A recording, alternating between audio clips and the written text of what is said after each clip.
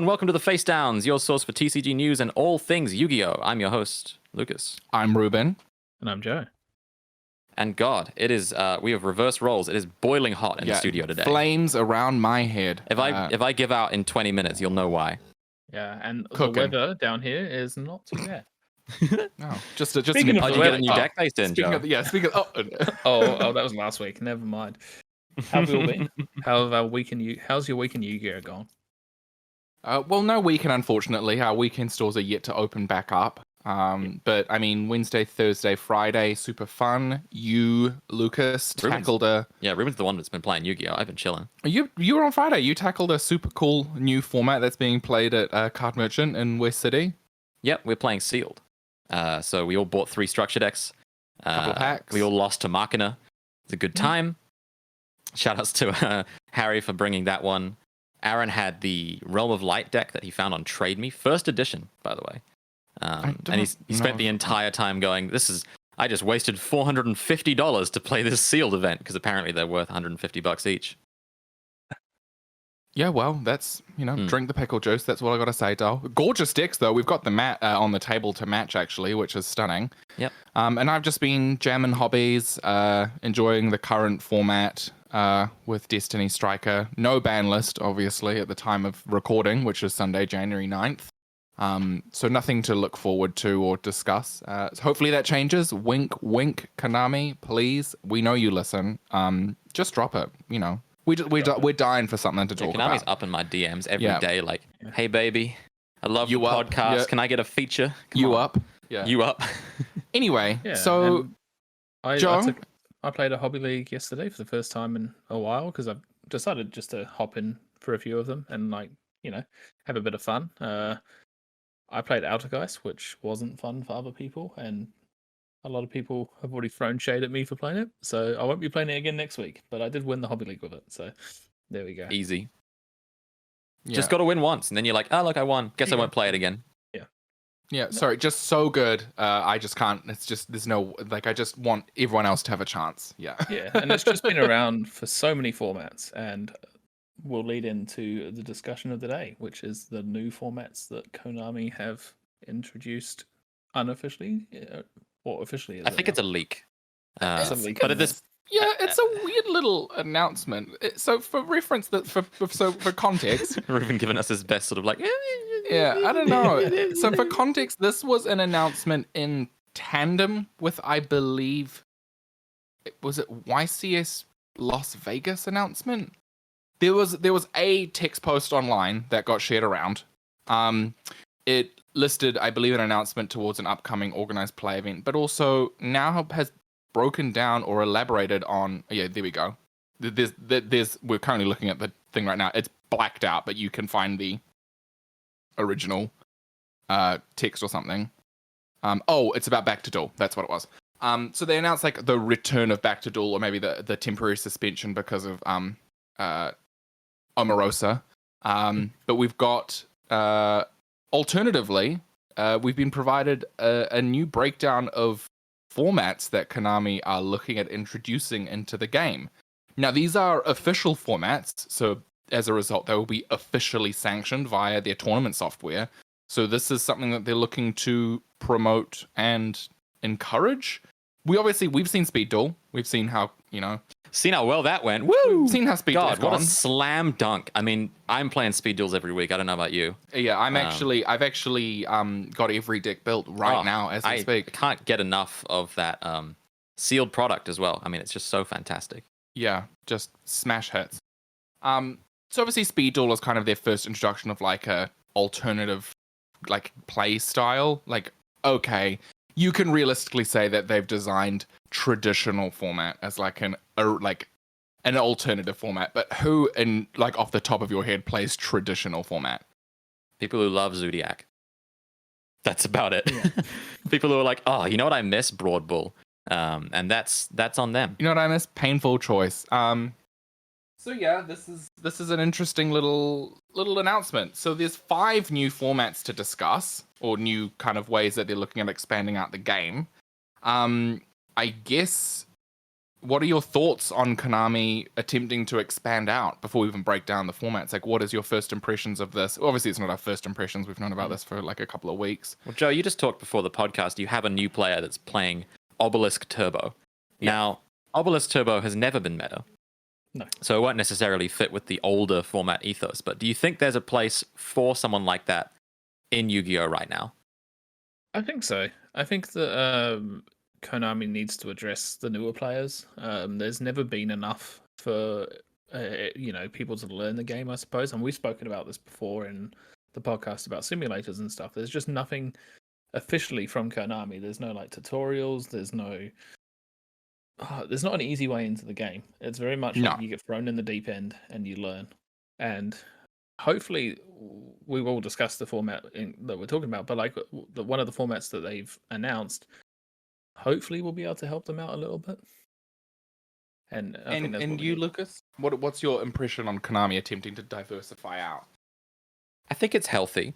Currently, that player, the Obelisk player, for example, not to constantly go on about it, has nowhere to fall if the TCG bounces them away. So if they show up to enough hobbies and just can't get a leg up, they can't take any games with the deck that they kind of play.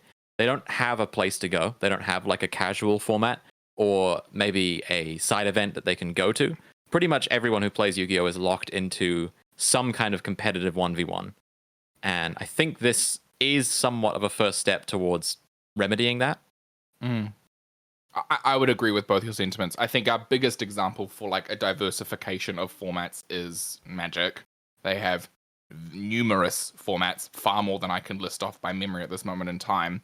But that's serving a good purpose because not only are they, creating cards in mind with these alternative formats, they're also designing sets specifically for that particular format. Just for example, they've most recently released a product called Modern Horizons 2, which is designed to support their modern format, which is different to their standard format, which is what we would compare to like TCG Advanced Constructed.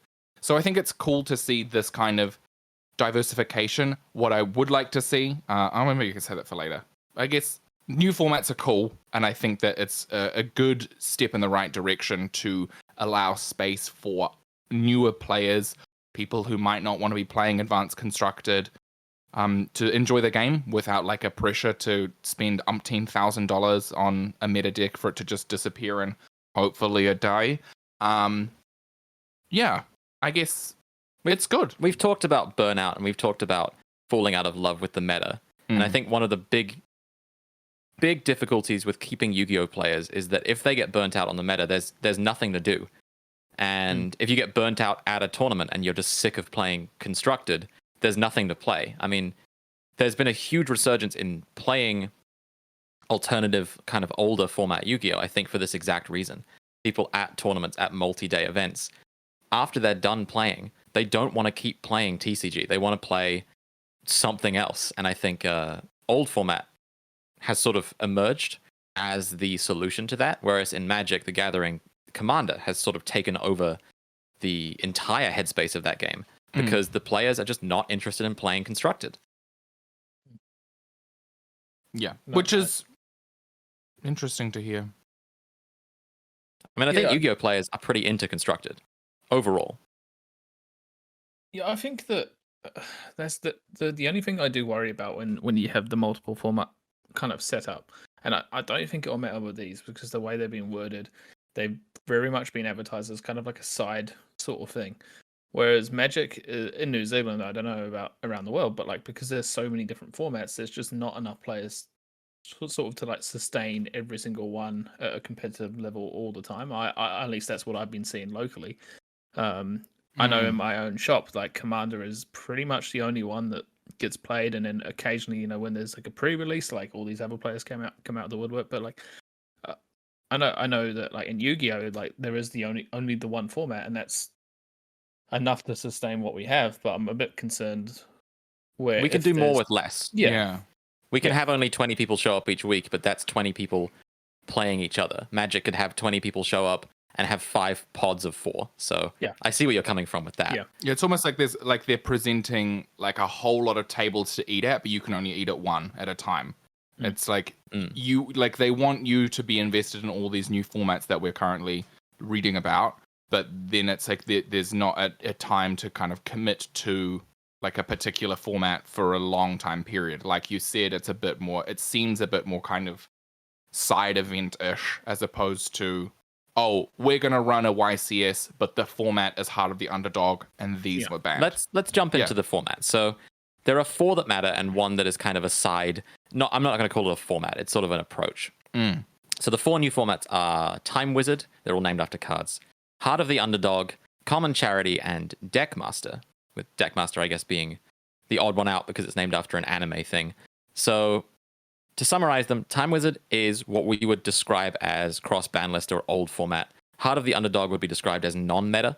Common Charity would be a low-rarity, purely common format known as Pauper in other games. And Deckmaster looks to be an attempt at Commander, but not to spoil it. It's a pretty soft attempt. I think they missed every single mark on that in terms of actually recreating the format. But starting off, because I think it is probably the most interesting, is Time Wizard. And Joe, you've had experience running cross-ban list events.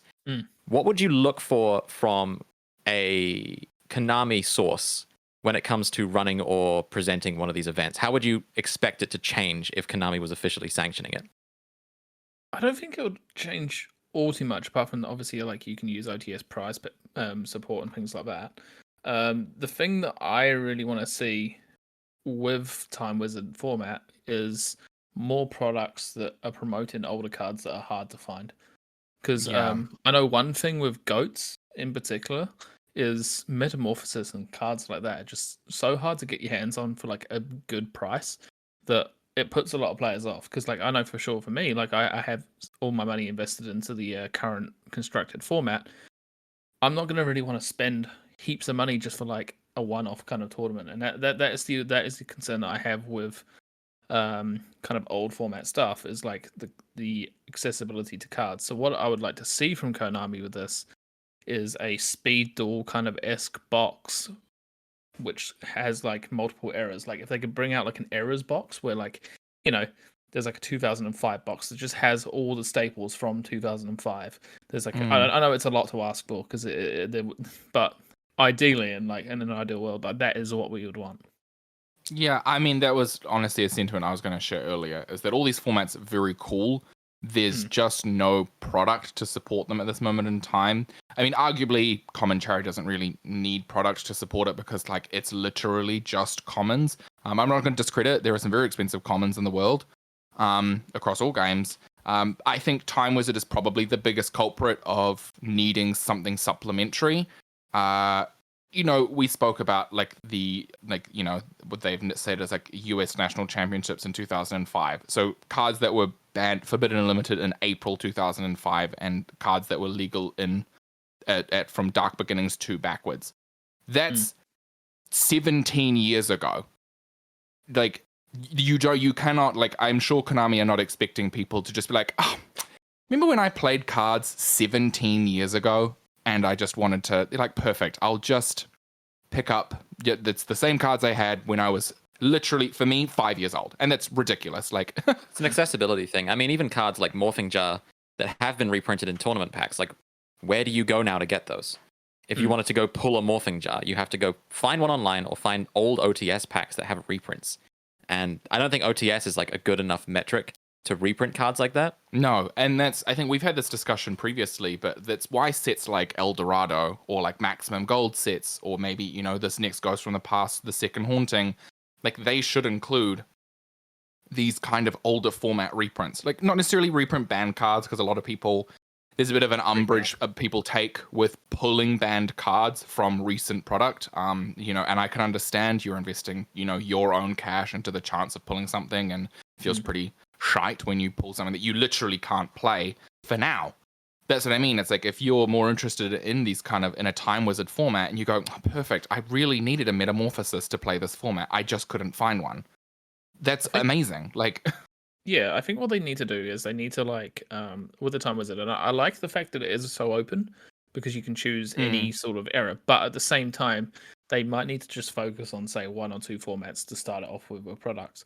So maybe what they could do is they could open up a Time Wizard Goat pack, which is just like literally has all your Goat cards, kind of like a dude kind of box set where you just open it up, you get all your stuff, and you can go. Even if it has Time Wizard written on the card and you can't use it in a normal card game, I don't even care. It's just make them accessible, and then maybe later on down the track, the second printing could be like the Edison box. And you can just open up Edison format decks, like, even if they're pre-conned. I don't even, just something that's there that you can buy just to play. Because, like, for me, like, finding these cards is hard. And then, like, if you're trying to then play multiple formats all the time, you're going to have to start building more and more decks. And it's going to be quite a costly kind of thing to do. I think the secret is that Yu-Gi-Oh! Doesn't have a reserved list. There's no cards they can't reprint. And therefore, they don't lose out on any potential money, I think, from doing this. Yeah. If they reprint Metamorphosis at like super rare or gold text rare in the next gold set, and you pull it and you're like, oh, that's banned, but it's just a rare. Like, it's not. I'm not going to lose sleep over pulling one of my rares and it's a banned card. And then, of course, everyone gets really excited in the GOAT format world because, hey, look, affordable reprint. It happens when Upstart Goblin, Cyberstein, all these cards get reprinted. We saw that with like Kyber Collection. Just all those Legendary Collections.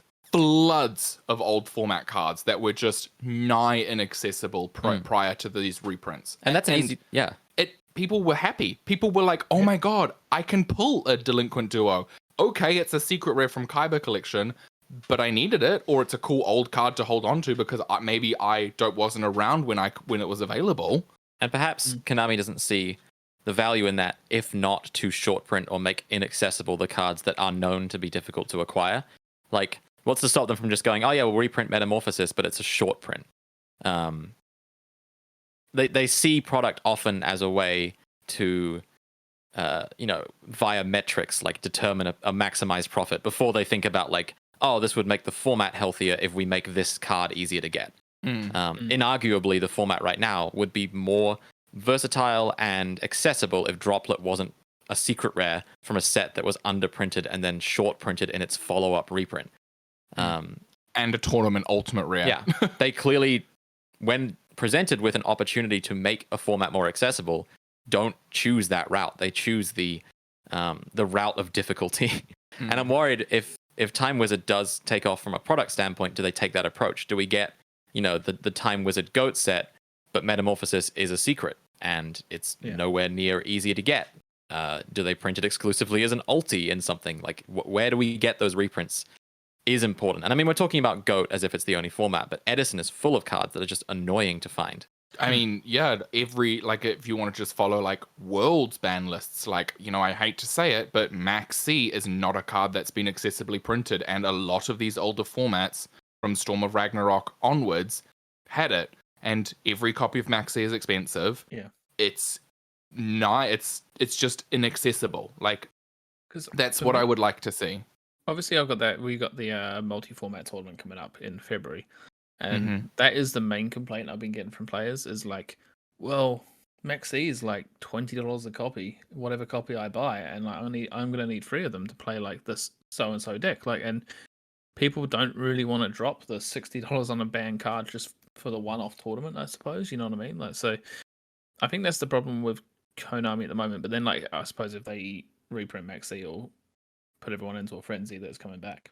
But it won't. But they just don't bring it back. Like, also, what's the problem? And again, like, they can just keep it banned and do what they did with these legendary collections. They were like, okay, here's Delinquent Duo at Secret Rare. It's still banned.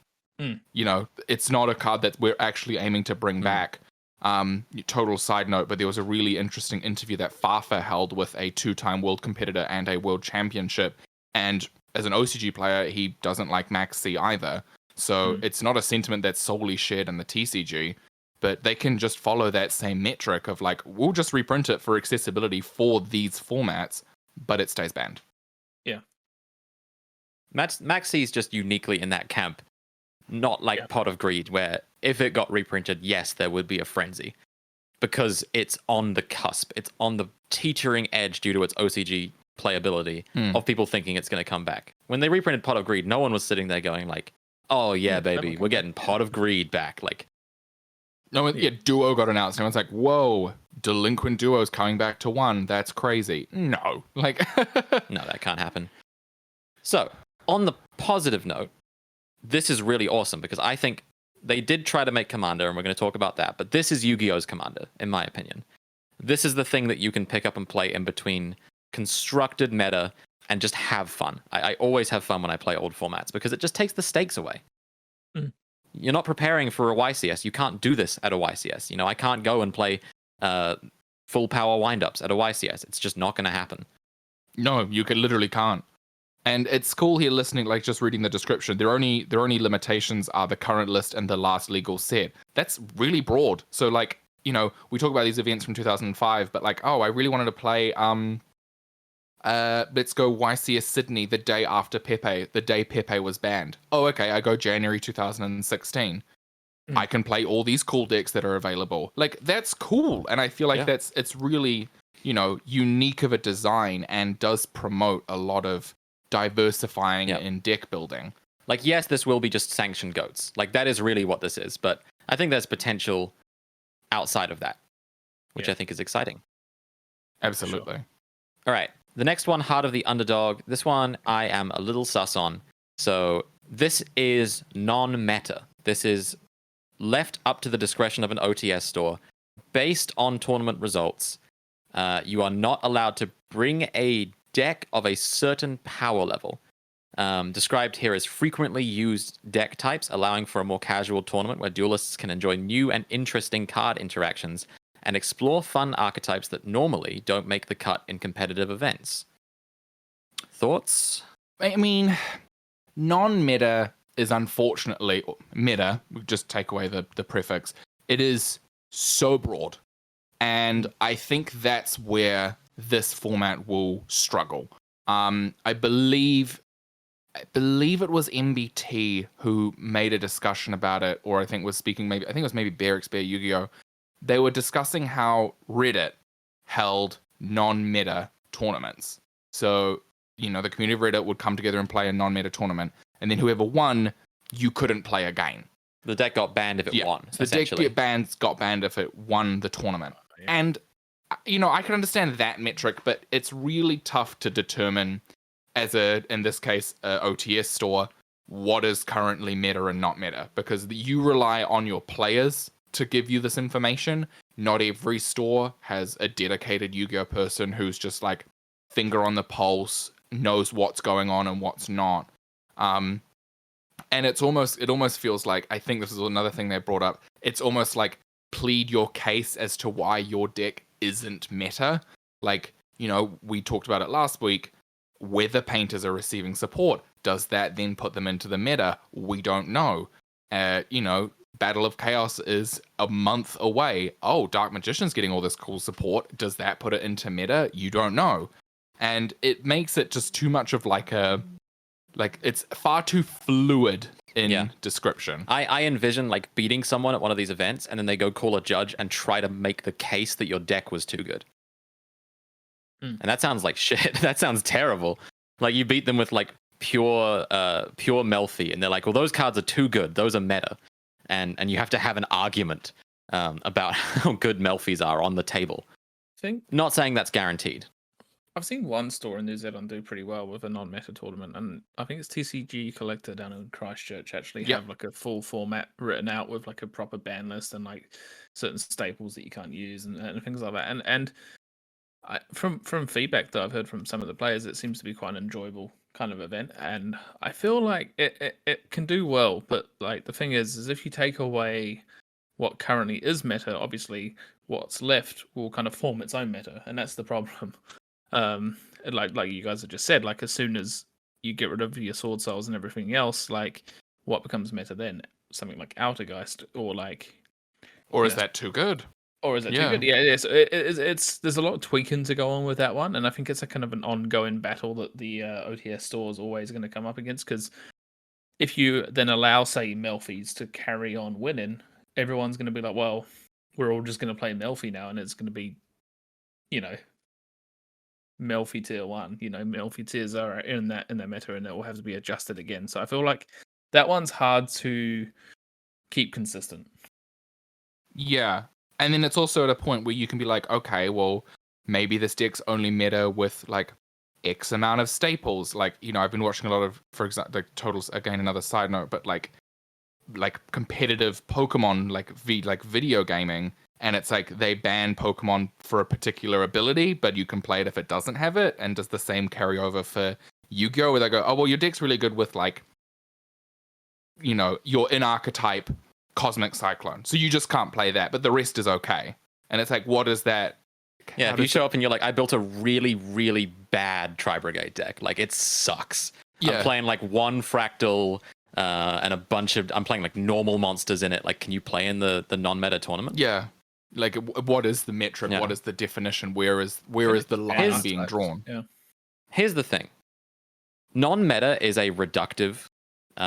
it's a reductive form of like restriction where you're defining things by what they aren't. So what makes that difficult is you can't tell someone what non-meta is. You can tell someone what meta is because meta is something that is reliably having representation, topping at tournaments. The issue with non-meta is you can say it's a deck that isn't reliably topping at tournaments and isn't represented, but the difficulty there is that might just be due to accessibility, taste, accessibility, etc. Like, when a deck is meta because it's showing up and it's winning. You don't know if a deck is non-meta because that is just such a like limiting kind of description. Not to mention the fact that like a meta deck can be a deck with no archetypes in it. We've seen like Eldritch decks barely playing Eldritch cards. So do you ban Solemns? Do you ban every Solemn? Do you ban Eldritch? Yeah, like, just the Lord? Is Gozen match too strong? Because is all the archetypes that play under it or have native extension through it aren't legal because they're too good? Or is the best deck just something that has the most legal but not too powerful effect mixed with trap cards? Everyone just goes back to playing Wind Witch, Like, what are we seeing? Yeah, and I think also another concern of mine is that's like meta is far too, like, it is very easy to define. And, you spoke about the, if meta is determined on competitive success and representation, there is no reliable Konami provided source of deck success and representation. We solely rely on their YCS events to determine it. So are those events the definitive like be all end all for what decks are and aren't meta? Or stores that have we've got Blenheim, like 6-7 people, the person with zombies is always winning. Adam Azpeda never topped when it was at max power. Is that a non-meta deck? Yeah, it's a little tough to tell. I guess I don't know. I think it's a good thing to have lower powered formats. I don't think this is the right approach. And the TCG Collector example you gave works because it's a bunch of people who understand. They spontaneously wanted to play decks that weren't currently topping, right? So they had that discussion and they just all mutually felt that they wanted to do that. And I think looking at the other ways people have approached old format or the next one we're going to talk about is that Yu-Gi-Oh! Players historically love to break formats. They don't like to sit on something that is subpar or suboptimal because we are trained like little apes to remove dead cards from our deck, to optimize, to reduce deck count so we draw the good cards as much as possible. So I foresee if Heart of the Underdog has a hard and fast, like, these are the decks that are legal, these are the decks that are not legal, we're going to see a slew of people try to break the format and build some kind of new deck that resembles something meta. Yeah. I don't know. It's interesting. Yeah, you talk about like the lower end tournaments. I feel like the next format is the way to do it. So we'll I 100% agree. Mm-hmm. I think the next format is super awesome, and I think going forward, I think this is the most viable one of them all, and that's common charity. So it says here, for common charity events, duelists will need to build a deck using only common cards. This applies to all parts of the deck, the main deck, side deck, and extra deck. That's it. That's the whole format. Great. You talk about, we just went from the most undefined format to the most definitive format. One massive caveat is that this specifically says you have to play commons. This is a massive mistake. I do have to say.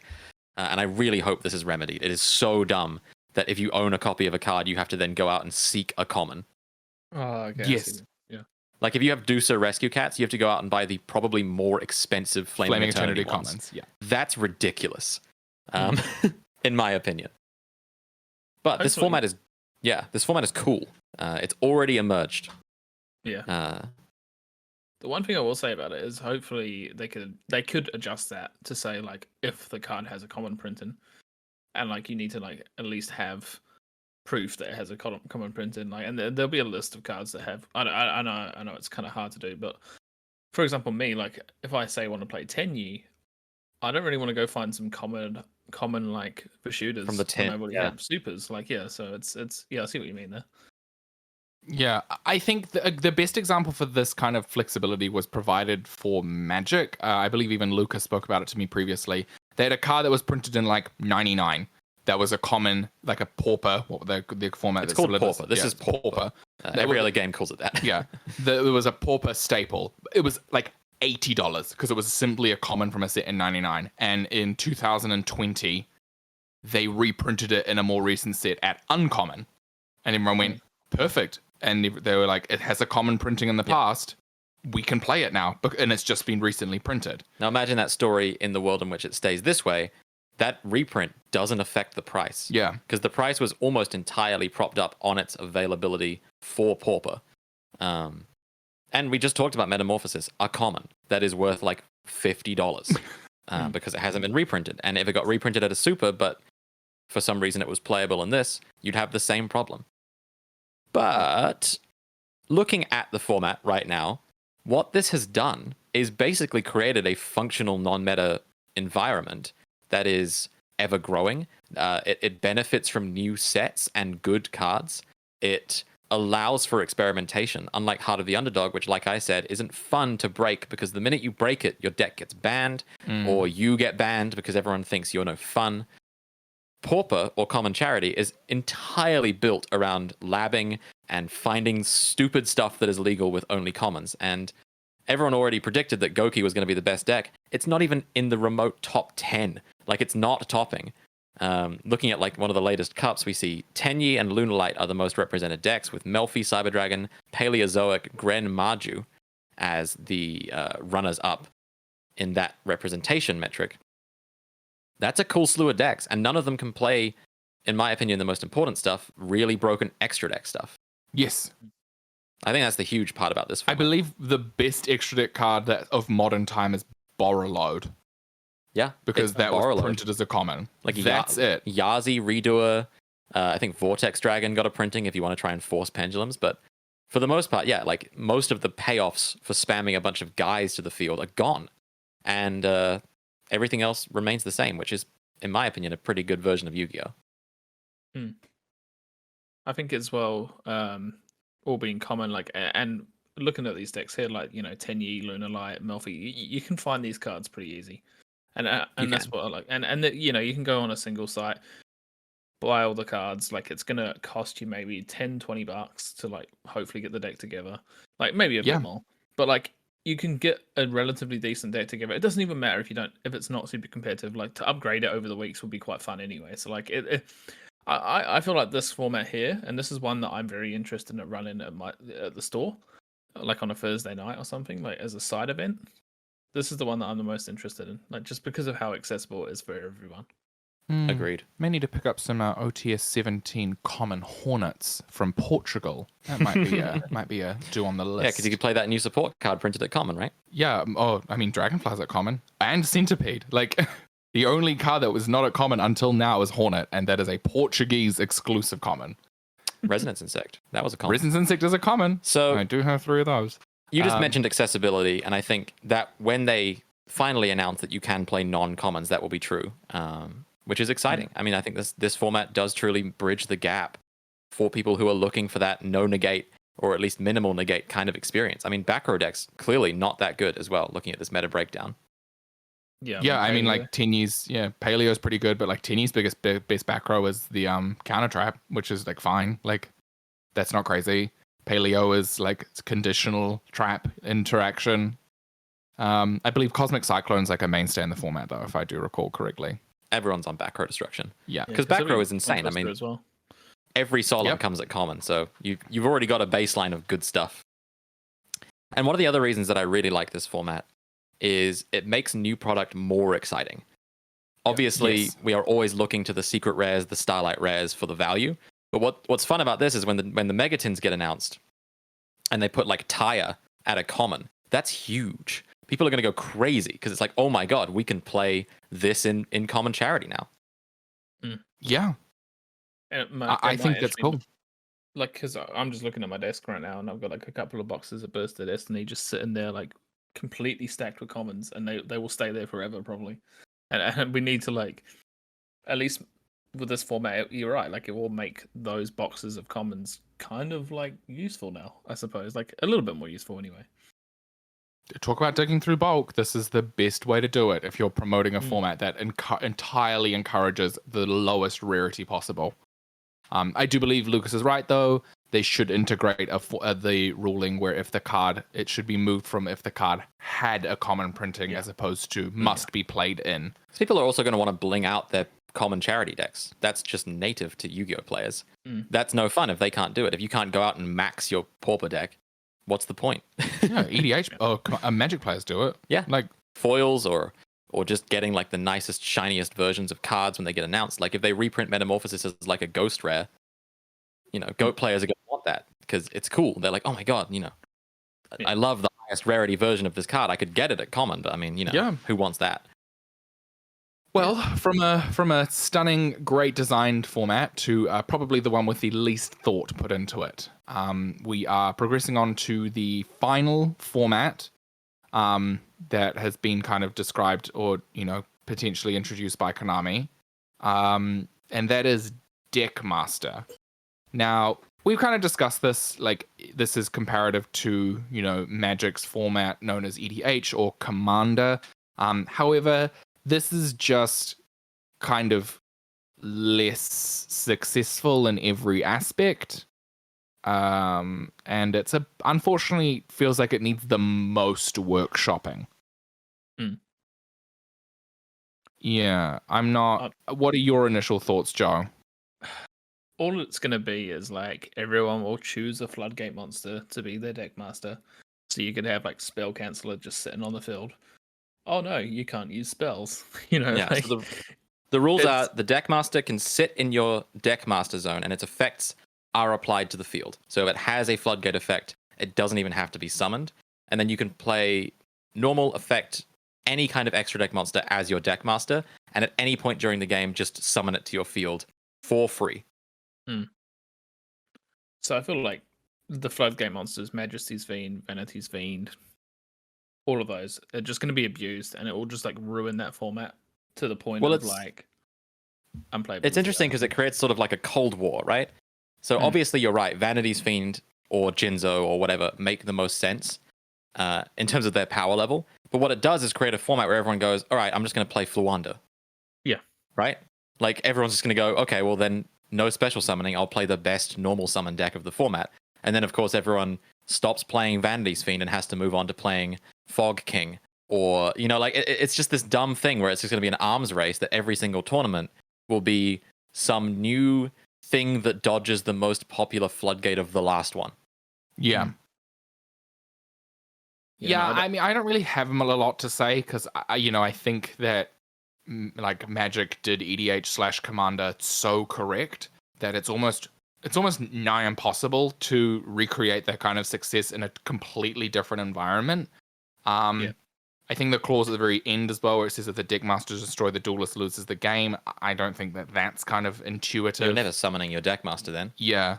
So that kind of also defeats the purpose of having a cool guy to summon. Yeah. It's almost, it should read like your deck master must be on the field when you go, and then if you put your opponent it must to zero. deal the last point of damage to win the game. Kind of like victory dragon clauses or like prize card clauses where it's like if it deals the damage and puts your opponent to zero, you win the game. Yeah, that sounds fun.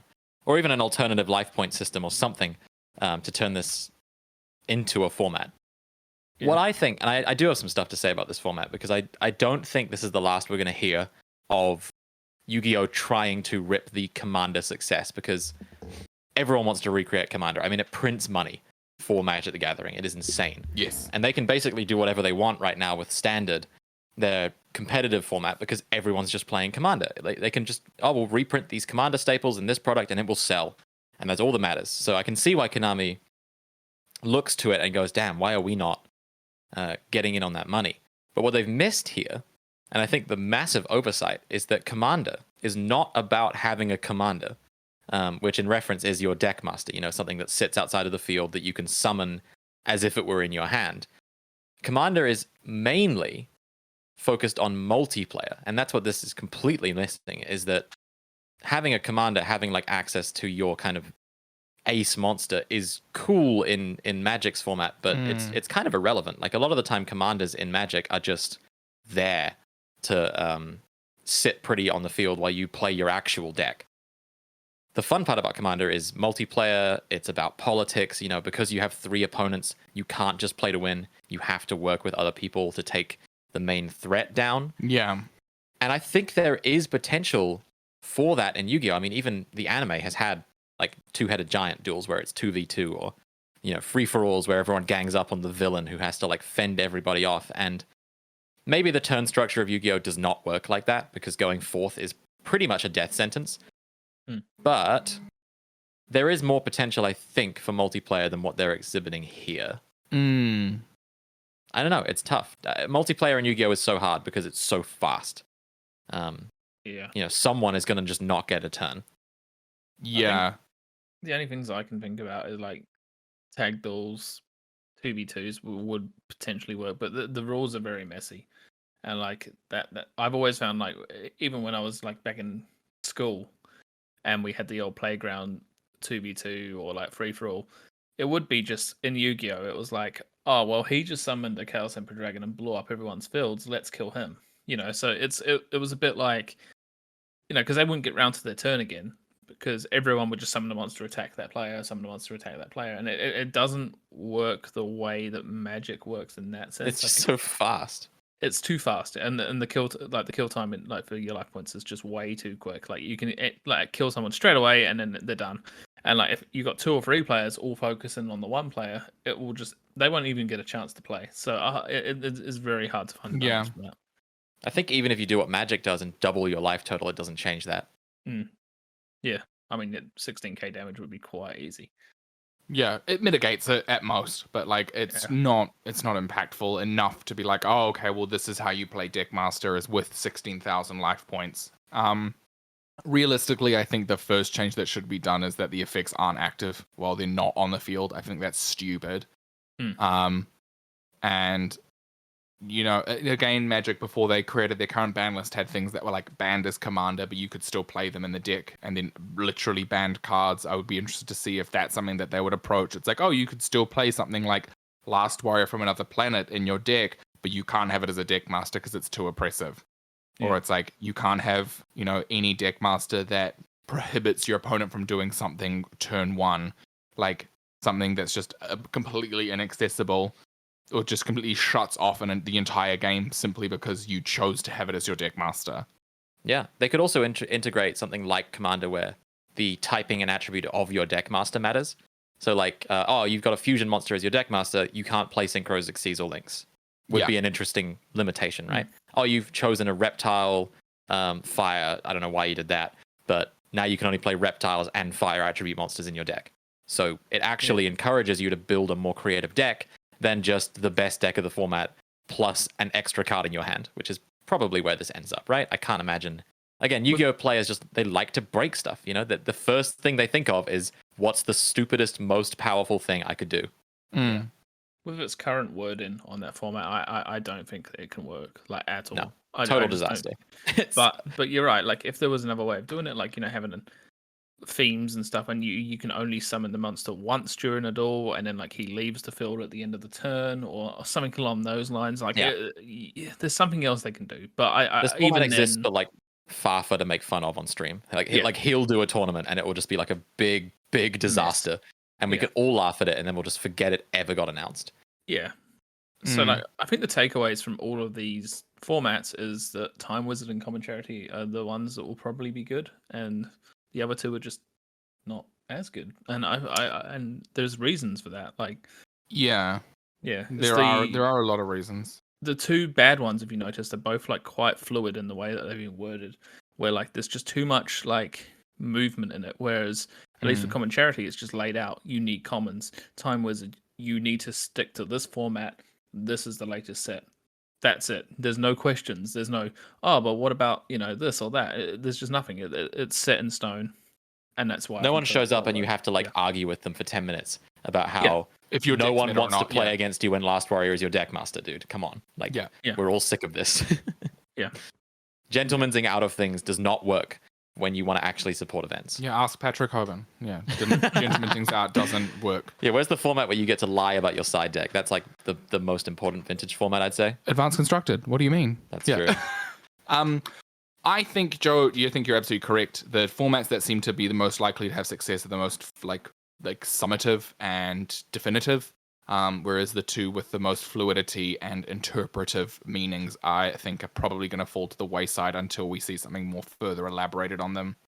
And then finally, this isn't too much of an interesting thing to discuss, but they're introducing kind of a new learn to play. So for any of our listeners who may be interested in the game or haven't played the game before, haven't played it in a while, they're introducing a new format or kind of a new program called Rivalry of Warlords.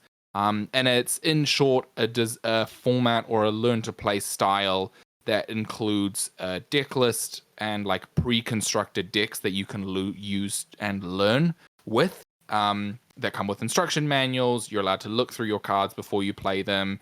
And they're a bit of like, if any of our listeners or anyone has ever been to a Yu-Gi-Oh! Learn-to-play event, they're basically the next notch up before you were to step into either Advanced Constructed or maybe one of these 4 formats that we've so graciously listed below.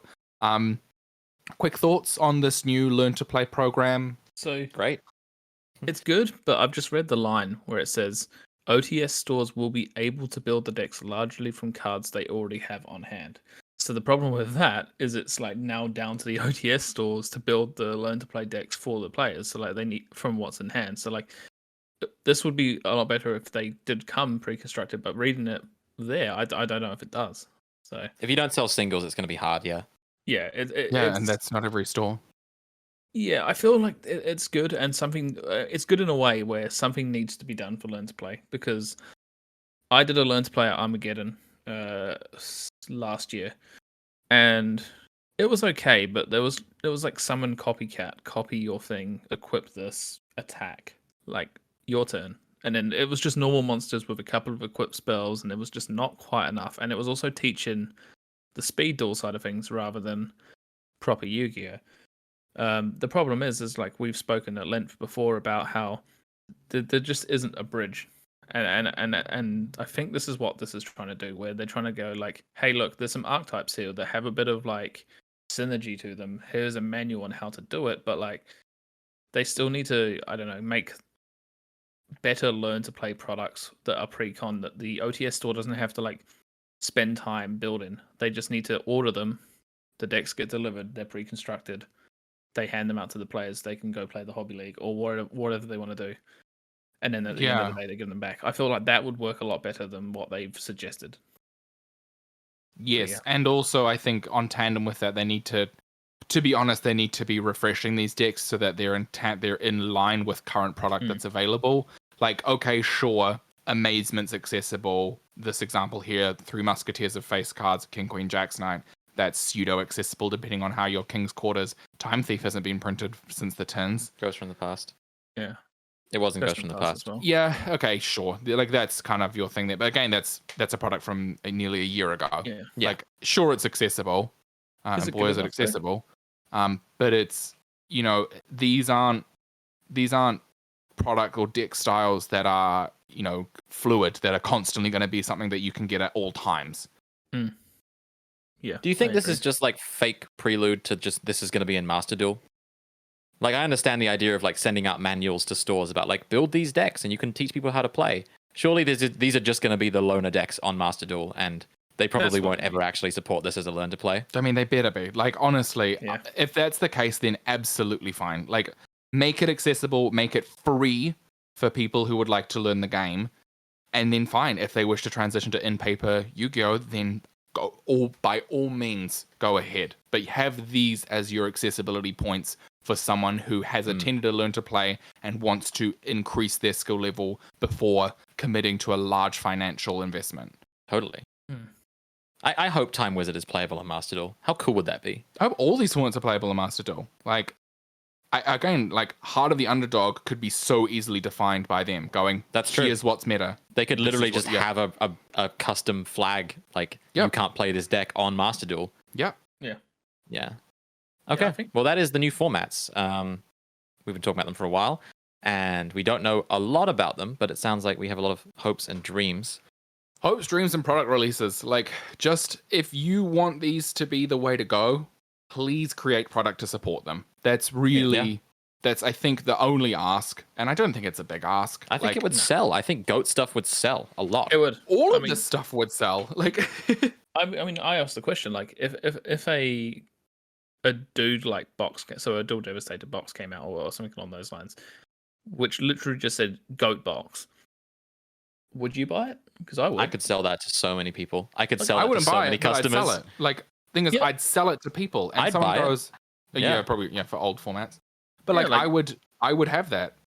And like, all it needs to be is like one way. If you buy, like, say, maybe put a price point of like $50 for the box, and it has like just all the staples, like just all of them, like from that format printed, and then like some bonus cards in there as well. I don't know, but I feel like those sorts of products will 100% sell, and like there's a demand for it. I speak to lots of players all the time, and they want to play older formats, but they can't because of the accessibility of the cards, and that's all they need to do is print the products, and we'll be fine.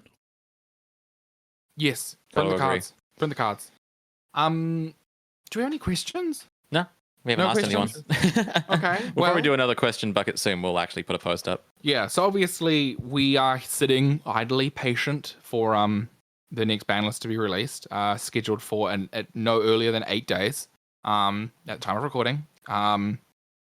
This is probably a nice little end of question. Has anyone's thoughts on what should or shouldn't be banned changed in the new year, or? No. I feel like just clean the format, but don't destroy the format. I think mine was perfect. I think I should stick with exactly what we said. Ruben, have you changed your mind? No, I'm the same. I'm just interested to hear other people's opinions. Because it's a new product. We're on the very cusp of Grand Creators coming out. That's 3 weeks away. As a little kind of like slight news update to those who haven't seen, they've announced 2 giant cards which are confirmed to be ultra rares in Grand Creators, and that is Ukiyo-e Punk Amazing Dragon and Water Sorceress of the Temple. Yep. So that's exciting. So look forward to getting those at ultra rare, as we all thought they would be. And as always, please feel free to if you're listening to us on YouTube, please give us a like, leave a comment down below with any questions, and subscribe. It does help. Give us a follow on your preferred listening app if it is not through YouTube, Spotify, Apple Podcasts, and anywhere you can listen to them. And if you have any questions, queries, comments, concerns, or rulings, please feel free to email us at thefacedowns@gmail.com. That's thefacedowns@gmail.com. And we'll aim to read out any and all of your things that you submit to us. We love hearing from you guys. Mm-hmm. And it's very fun to hear people's insight. Let us know what you think about these new formats. Are you going to pick up one in the near future? Let us know. I think we're all pretty excited for Time Wizard finally being sanctioned. I am actually really excited about that. And what kind of product would you like to see be printed for this? Let us know. And as always, thank you so much for listening. I'm Ruben. I'm Lucas. And I'm Joe. And you've been listening to The Face Downs.